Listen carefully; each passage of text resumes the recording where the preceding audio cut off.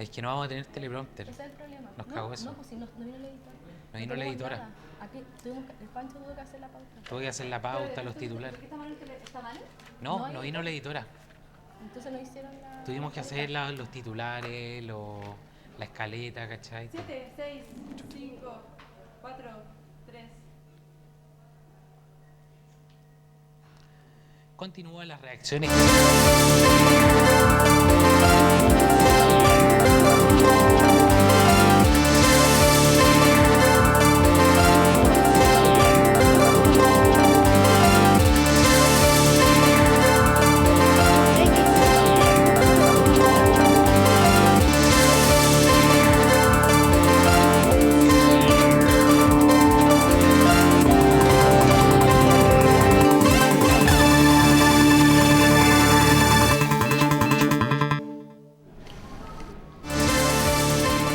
Continúan las reacciones tras el rechazo del Senado a la nominación de Enrique Rayevich como nuevo contralor. Desde la oposición criticaron el manejo comunicacional del gobierno, mientras que desde el oficialismo lamentaron la decisión.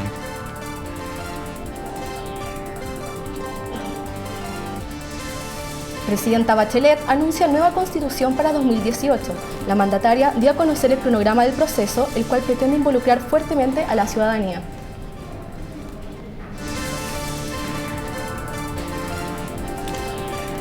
El presidente de Estados Unidos, Barack Obama, confirmó que no retirará sus tropas completamente del territorio afgano hasta asegurar un clima de seguridad para ambas naciones.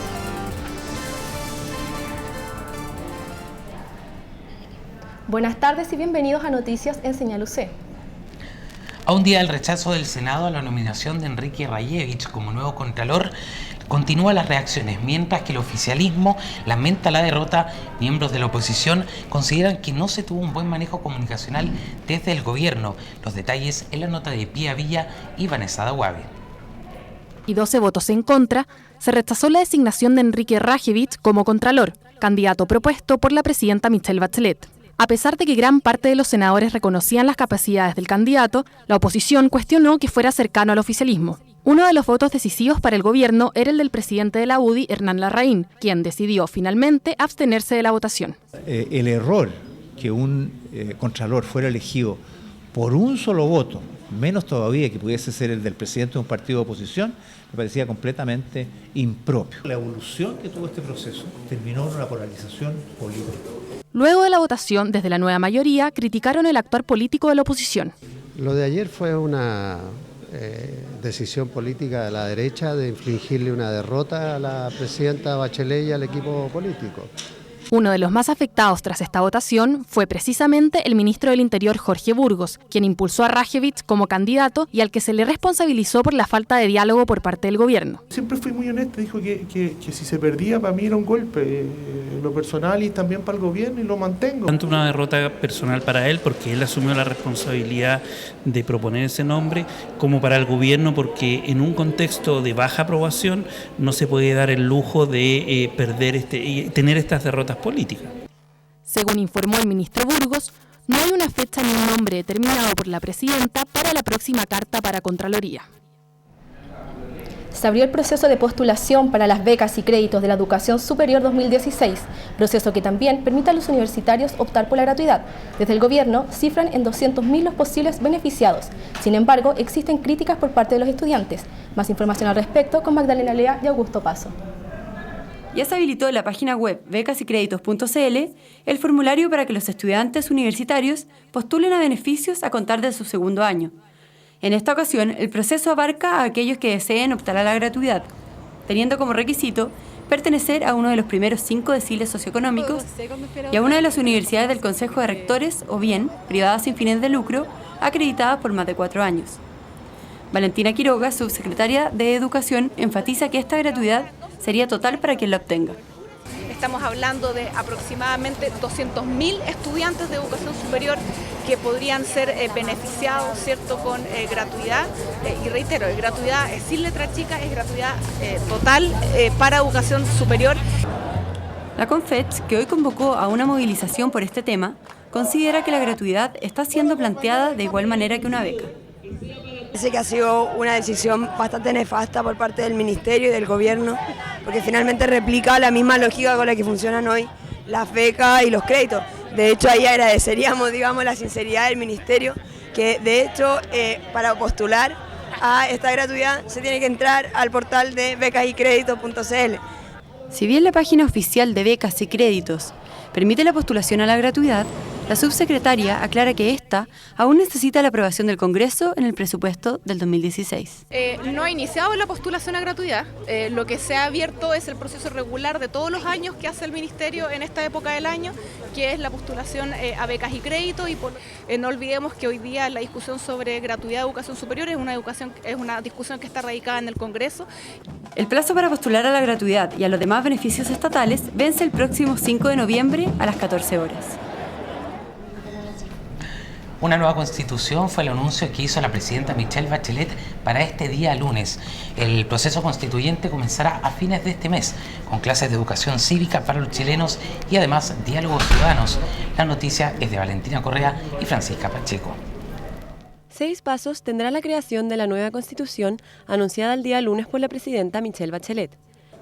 El primero, que parte a fines de octubre y que según el gobierno le dará más legitimidad a esta nueva constitución para Chile, es la de educación cívica y posterior diálogo con los ciudadanos, un punto que genera debate entre las autoridades y ciertas discrepancias con respecto a su efectividad e implementación. Si es que nosotros vamos a realizar un proceso de educación cívica vertical desde la clase política hacia la ciudadanía, creo que eso puede terminar en un fracaso brutal, con baja participación, en una relación de sentirse ajeno a lo que está ocurriendo. La ciudadanía decidirá por su amplia mayoría qué prefiere. Bicameral, algo mixto o en definitiva una asamblea constituyente. El primero en hacerse cargo tendrá que ser aquel que quiere participar, por lo tanto estamos llamados en primer lugar nosotros también a abordar estos desafíos y a hacer propuestas. Se corre el riesgo a repetir un poco los escenarios chavistas que de alguna manera han sido siempre los impulsores de asambleas constituyentes, para lo cual generan un clima previo. En esta primera instancia se educará a la población en materias cívicas, lo que busca, según la presidenta, que la población decida de manera informada. Los mecanismos específicos con que se llevarán a cabo estos procesos ciudadanos aún no están esclarecidos. No, la metodología no la conocemos. Yo creo que debería ser lo más amplio posible, diverso en términos de paridad de género, de inclusión de grupos, por ejemplo, indígenas. La mayor diversidad posible debería estar en esta organización. Seguramente yo creo que se va a llegar a través de los municipios van a hacer cabildos, esos cabildos debiesen ser anunciados por la radio, cosa que la gente llegue. Con esta iniciativa de hacer partícipe a la ciudadanía en la discusión constitucional, se busca dar paso a la etapa en que el Congreso decidirá de qué manera se va a determinar la Constitución, a través de una comisión bicameral, convención constituyente o a través de una asamblea constituyente. Este martes, la presidenta Michelle Bachelet anunció el cronograma con el que su administración iniciará el proceso de cambio de constitución. Para hablar sobre esto, nos acompaña hoy el abogado constitucionalista de la Universidad Católica, Sebastián Salate. Buenas tardes, Sebastián. Hola, buenas tardes. Buenas tardes, Sebastián. Para partir, primero, a fines del 2016 es cuando el gobierno presentará ante el Congreso esta modificación a la Carta Magna, Carta Fundamental. En este sentido, hay 4 mecanismos que se han propuesto, que son la Comisión Bicameral, la Convención Constituyente, también la Asamblea Constituyente y por último también un plebiscito. Sin embargo, bajo tu expertise, ¿cuál de estos procesos es el más adecuado a la realidad institucional chilena? Yo creo que para analizar eso, yo creo que habría que ver, primero habría que partir de la base de que tiene que haber una participación ciudadana y también una educación respecto a lo que es la Constitución, ¿ya? Si eso existe, que es por lo menos lo que se está planteando en el cronograma, yo me inclinaría más bien a favor de una estructura bicameral, porque en definitiva creo que el Congreso y nuestros parlamentarios, más todavía parlamentarios elegidos después de una reforma electoral importante, son quienes nos deben representar y en este sentido creo que la institución por excelencia en el orden constitucional siempre ha sido el Congreso. Y teniendo en cuenta los pasos que pretende seguir el gobierno para llevar a cabo este proceso constituyente, ¿existen experiencias en otros países que avalen la efectividad del diálogo ciudadano como base de la nueva Carta Fundamental? Sí, hay algunas experiencias, pero no son muchas, porque precisamente, y probablemente a mí me habría gustado en este cronograma un debate previo, que es sobre un debate más abierto, me refiero sobre si existe la necesidad de tener una nueva constitución o es posible hacer una reforma o revisión más profunda de la que tenemos. Porque fundamentalmente la experiencia demuestra que los países que dictan una nueva constitución son aquellos que han sufrido una crisis política profunda, que lo han llevado a un quiebre democrático generalmente y que da lugar a este nuevo debate. Por lo tanto, una situación de una constitución de un país estable, política, económicamente, que quiera darse una nueva constitución es muy poco frecuente dentro de la experiencia internacional de los últimos 10 años. Los países que se han dado nuevas constituciones, yo por lo menos no tengo en el registro ninguno que esté bajo estas circunstancias. ¿Por qué cree entonces que se plantea esta reforma? ¿Y por qué no también se opta por una batería de reformas que quizás ataque los problemas que tiene la Constitución o que cree el gobierno de la nueva mayoría que tiene? Yo creo que sin duda, más que incluso el contenido de ciertos aspectos de la Constitución, lo que más incomoda a un sector obviamente a la nueva mayoría y un sector creo nacional, es el origen de la Constitución que tenemos. No obstante las reformas, no obstante las adecuaciones que ha tenido, los pactos políticos que han existido en democracia, no obstante incluso que el presidente Lagos haya dicho que por fin tenemos una Constitución democrática, sigue afectando el hecho de que haya sido dictada o aprobada en una dictadura, y con todo el efecto simbólico que tiene, que yo no lo menospreciaría. Creo que es un elemento de importancia. Creo que eso es mucho más importante que los cambios que se le quieren hacer, porque no hay cambios, yo creo, tan profundos, salvo lo que decía la presidenta del Senado respecto de si se va a cambiar de forma radical la forma de gobierno, si vamos a tener un semipresidencialismo en vez de atenuar las atribuciones que tiene actualmente el presidente, etcétera. Fuera de eso, creo que hay más bien un elemento que no creo que, no estoy menospreciándolo, pero creo que el elemento simbólico vale bastante. Y dejando un poco de lado como el contexto en el que fue creada la Constitución, que es donde llegan las críticas de que es ilegítima, y basándolo solamente en el contenido de esta, ¿cuáles son como los puntos más criticables que se puedan optar a reformar o a crear? Creo que los que se ha planteado de parte de la nueva mayoría y en el programa de la presidenta, yo creo que son fundamentalmente dos. En primer lugar, en el orden de los principios, esta Constitución resguarda o reconoce el principio de subsidiariedad, ¿ya? Que ha sido entendido también por ciertos grupos de la derecha y por ciertos grupos también de la izquierda como una situación solamente de freno para la intervención del Estado, ¿ya? Pero el principio, por lo menos desde el punto de vista de la doctrina de la Iglesia donde surge, implica que exista tanto Estado como sea necesario. Eso es un aspecto que se quiere cambiar por un principio más bien de solidaridad, donde el Estado pueda intervenir mucho más directamente.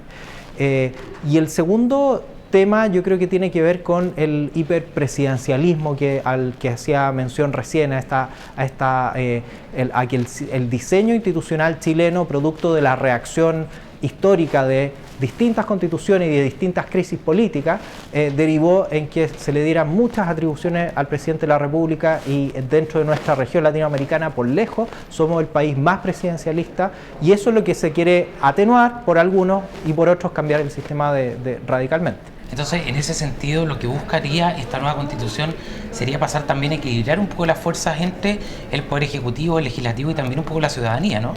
Sí, y yo creo que en eso puede haber una muy buena oportunidad de parte tanto de la alianza como o como se llama el conglomerado que existe ahora, pero de la derecha o de la nueva mayoría, porque hay puntos en común respecto de tratar de moderar un poco el poder del presidente, tratar de incrementar el poder local, por ejemplo, la participación del pueblo en otras instancias.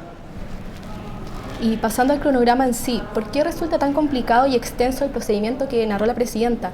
Esto de una educación cívica, después un cabildo, un proyecto, después pasar por un congreso, después el próximo congreso. ¿Cuál es la lógica detrás de todo esto?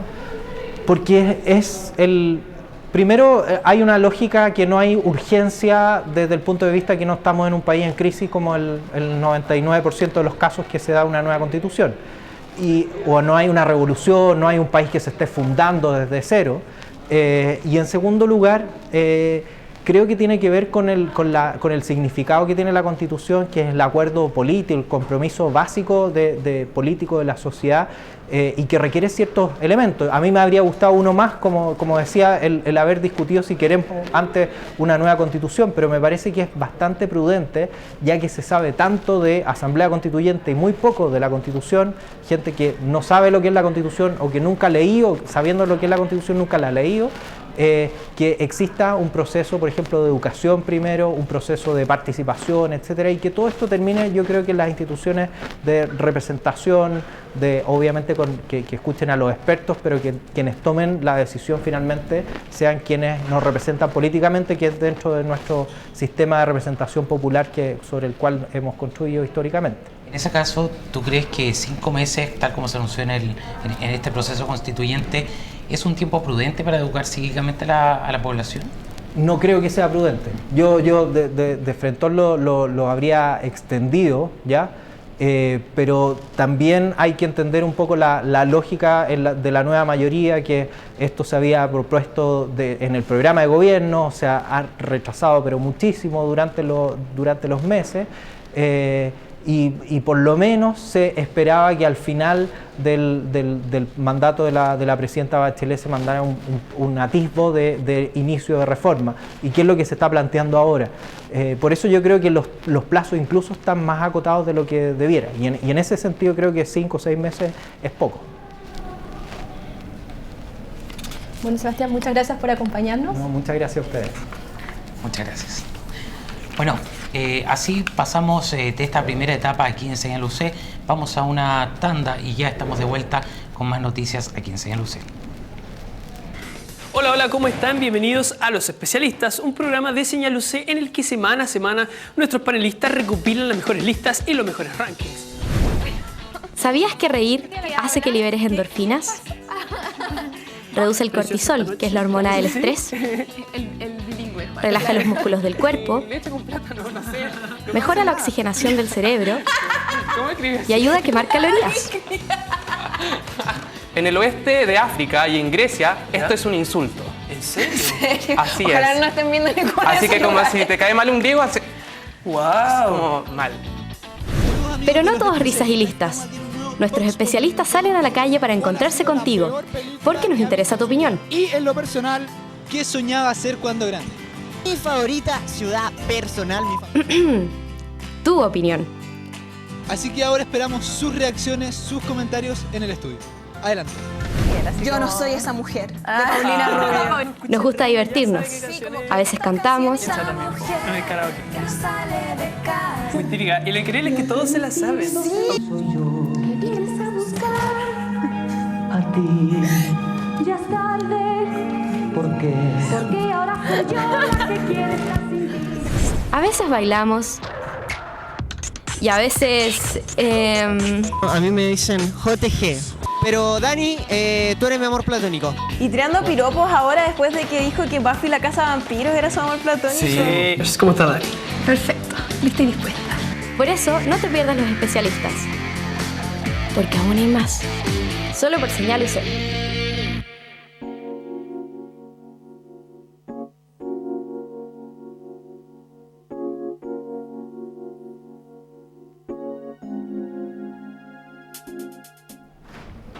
Estamos de vuelta en Noticias en Señal UC y el presidente Barack Obama paralizó la retirada militar en Afganistán y mantendrá las tropas estadounidenses hasta después de dejar su cargo en el 2017. Esta declaración significa un incumplimiento de la promesa que hizo el presidente Obama, en la cual se comprometió a terminar la guerra en el país asiático antes que finalizara su mandato. Este cambio de plan se debe a que jefes militares argumentaron que los afganos aún necesitan de la ayuda de Estados Unidos para combatir internamente a los talibanes. La decisión tomada en base a los intereses de seguridad nacional de Washington significará que 9.800 soldados se mantendrán en Afganistán hasta finales del 2016 y 5.500 hasta finales del 2017. Algunos de estos militares seguirán con las labores de entrenamiento del ejército afgano, mientras que el resto del contingente se dedicará a localizar a yihadistas de Al-Qaeda, el denominado Estado Islámico y otras organizaciones terroristas que operan en la zona.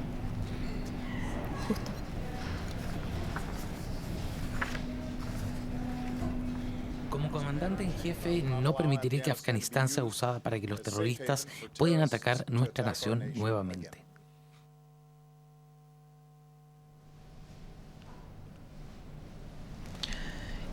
En el marco del Día Mundial de la Alimentación, el gobierno busca una mejora en la calidad de la nutrición infantil. Sin embargo, la política pública no ha logrado disminuir considerablemente las altas tasas de obesidad en los niños. La nota es de Alberto Millán y Javiera Reyes.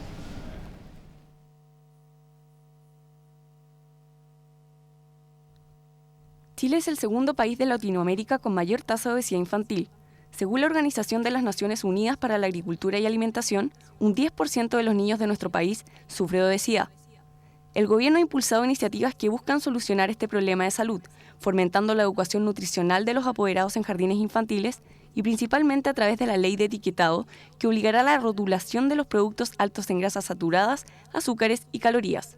Además, la iniciativa prohibirá la venta de ciertos alimentos en colegios y exigirá que la publicitación de estos alimentos incorpore la promoción de hábitos de vida saludable. Cuando los niños son expuestos en programas de televisión o de videojuegos o lo que sea, a que incorporen en su emocionalidad ciertos productos alimenticios que son dañinos para ellos, estamos haciendo un lavado de cerebro, entre comillas, de los niños para que tengan malos hábitos de consumo. A pesar de los esfuerzos de los últimos gobiernos, la obesidad infantil se ha cuadriplicado en los últimos 20 años. Los bajos niveles de lactancia materna, las pocas horas de educación física y el bajo control de los colegios en la alimentación de sus estudiantes son problemas que aún no se han solucionado. Porque la clase de educación física es la clase que más se suspende en las escuelas. Debería haber educación nutricional en las escuelas. Debería fomentarse la lactancia materna en las escuelas, en los consultorios y en los hospitales. Las políticas públicas han sido súper erráticas, porque cambia el gobierno y cambia la política. No hay una política de Estado con respecto a este tema. Muchas veces la transición hacia primero básico es lo que realmente tenemos una complicación. Quizás como meta país es que esa transición no sea tan lejana, que sea lo más práctica posible para que las tasas no se nos eleven como nos pasa en este momento. En junio de 2016 comenzará a regir la ley de etiquetado de alimentos, que prohibirá a los kioscos de los colegios vender golosinas y bebidas azucaradas. Nos separamos nuevamente, pero ya vamos a estar de vuelta con más noticias aquí en Señal UC.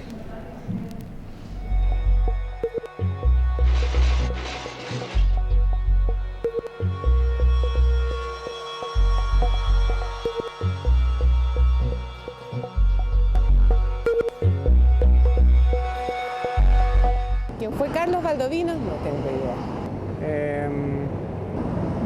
¿Algún personaje destacado en la historia? Me imagino.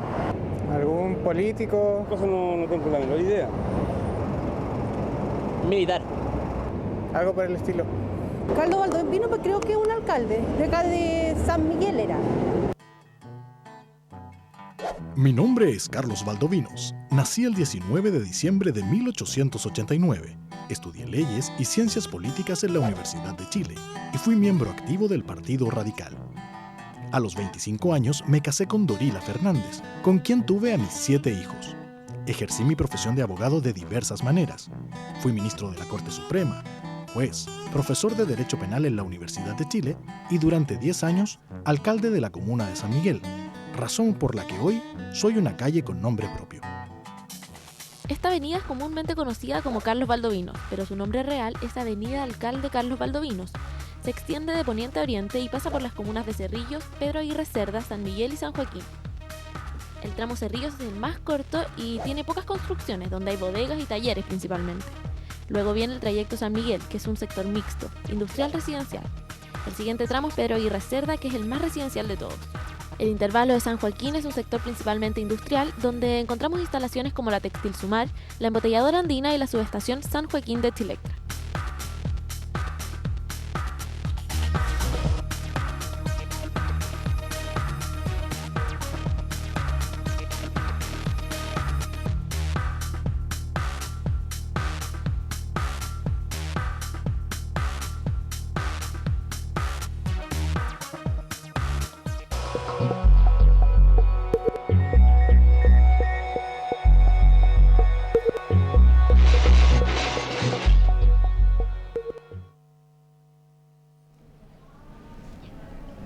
Estamos de vuelta para informarles que el gobierno lanza AULAB, proyecto que promueve la innovación en políticas públicas para estados de emergencia por parte del sector académico. Para más información estamos en contacto con Vicente Iturriaga. Buenas tardes, Tamara. El próximo martes 20 de octubre es el fin de la postulación de proyectos al concurso AULAB, un proyecto que tiene como finalidad el que académicos y docentes innoven dentro de lo que son las políticas públicas en casos de estado de emergencia y de catástrofes naturales. Cuáles son sus objetivos, sus propuestas y comentarios de una de sus participantes en la nota que preparamos con Pilar de la Cuadra. Tras la operación efectiva del sistema de alerta de emergencias en el terremoto del pasado 16 de septiembre, el gobierno busca repetir este tipo de iniciativas. El Ministerio de Interior, la ONEMI y el Laboratorio de Gobierno han hecho la primera convocatoria al sector académico para participar en la innovación de políticas públicas en casos de emergencia y catástrofes naturales. El objetivo, anunció el gobierno, es crear un espacio para las nuevas ideas que permitan enfrentar el déficit en la reacción a eventos como tsunamis, terremotos y temporales, articulando el sector público con las universidades y centros de formación técnica. Un trabajo conjunto, una mesa de trabajo que permita que este proceso de desarrollo en que está el país asociado a la respuesta a emergencia tenga un nuevo vuelo, un nuevo ritmo a partir de estas nuevas ideas que van a aparecer. El proyecto se enfoca en 3 desafíos: viviendas de emergencia, reacción comunitaria y plataformas que permitan a la visualización de datos por audiencias no expertas. Pero el desafío importante es agarrar esos datos que muy poca gente puede descifrar y llevarlo a que la gente común y corriente pueda entender estos datos para poder saber qué hacer, digamos. Cintia Vergara, estudiante de la Universidad de Chile, tiene un proyecto que busca recopilar la información de redes sociales para visualizar las necesidades y hacer más eficiente la ayuda. Sin embargo, critica la falta de difusión de esta iniciativa. La difusión no ha sido muy buena. Por suerte, en realidad, tuvimos el encuentro el año pasado, que había un académico acá participando en innovación pública y conocí, los agregué a Twitter y por Twitter me fui enterando de lo que iba pasando. El concurso surgió en el Laboratorio de Gobierno, equipo interministerial enfocado en los procesos de innovación de los servicios del Estado, creado por la presidenta Bachelet como promesa en el discurso del 21 de mayo del año 2014. Este próximo 22 de noviembre se darán a conocer los 15 proyectos que terminarían la semifinal y que pasarían al proceso de maduración. Posteriormente, los 3 finalistas que pasarían a la fase piloto serían anunciados en abril del año 2016. Francisco, Tamara. Muchas gracias, Vicente, por esta información, y así es como concluimos esta edición de Señal UC. Muchas gracias por acompañarnos y será hasta la próxima ocasión.